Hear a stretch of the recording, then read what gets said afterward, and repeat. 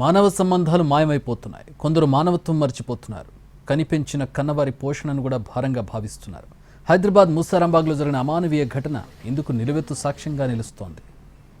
మూసారాంబాగ్కు చెందిన శకుంతలబాయికి 2 కుమారులు 4 కూతుళ్లు ఉన్నారు.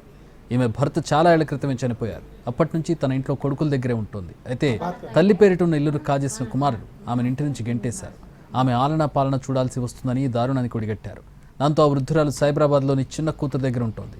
తన బాగోగులు చూడని కుమారులు తన ఇంట్లో ఉండొద్దని, తన ఇంటిని స్వాధీనం చేయాలని హైదరాబాద్ జిల్లా ఆర్టీఓకు 2024 ఫిబ్రవరిలో ఆశ్రయించింది. దాంతో ఆర్టీఓ 2 కుమారులను పిలిచి కౌన్సిలింగ్ ఇచ్చారు. ఇంటిని తల్లికి అప్పగిస్తామని అంగీకరించారు. కానీ నెలలు గడుస్తున్న ఇంటికి కొడుకులు ఖాళీ చేయలేదు. దాంతో సైబరాబాద్ తహసీల్దార్ జయశ్రీ ఇటీవల ఫైనల్ నోటీస్ జారీ చేశారు. ఇల్లు 2 రోజుల్లో ఖాళీ చేయకపోతే సీజ్ చేస్తామని హెచ్చరించారు. గడువు ముగియడంతో సిబ్బందితో ఎంఆర్ఓ శకుంతలాబాయి ఇంటికి రావడంతో అప్పటికి కుమారులు ఇంటికి తాళం వేసి పారిపోయారు. మొత్తానికి రెవెన్యూ సిబ్బంది ఇంటిని సీజ్ చేయడంతో వృద్ధురాలతో పాటు స్థానికులు హర్షం వ్యక్తం చేశారు.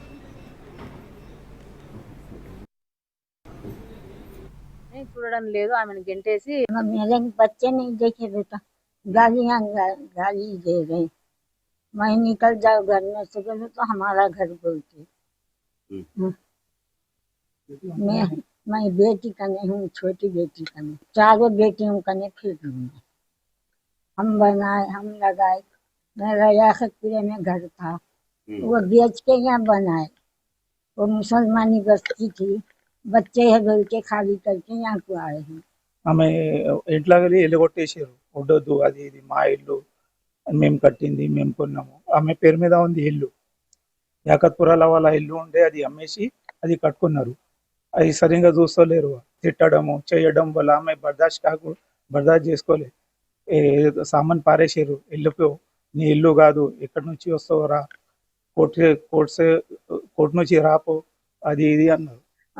ఆమెకున్న ఆస్తి ఇంట్లో వాళ్ళు నివాసం ఉంటున్నారు ప్రజెంట్ గా. కానీ ఆమెని చూడడం లేదు, ఆమెను గెంటేసి ఆమెను నానా రకాలుగా బాధ పెట్టినందుకు ప్రస్తుతం ఆమె చిన్న కూతురు దగ్గర సైదాబాద్ లో నివసిస్తుంది. మేము వచ్చేసి ఒక 1 రోజు టైం ఇచ్చాము, ఖాళీ చేసుకోండి ఇల్లంతా, ప్రాపర్టీలు తీసుకోండి అని అంటే అలాగే అన్నారు. నైట్ వాళ్ళు ఎక్కడ వెళ్ళారు, ప్రజెంట్ గా లాక్స్ పెట్టారు 2 కుమారులు. 3 days లో మీరు ఖాళీ చేయకుంటే మేము దాన్ని సీజ్ చేస్తామని కూడా బిఫోర్ గా నోటీస్ ఇవ్వడం జరిగింది. నోటీస్ ఇచ్చిన ప్రకారం కూడా వాళ్ళు అసలు రెస్పాండ్ అవ్వలేదు.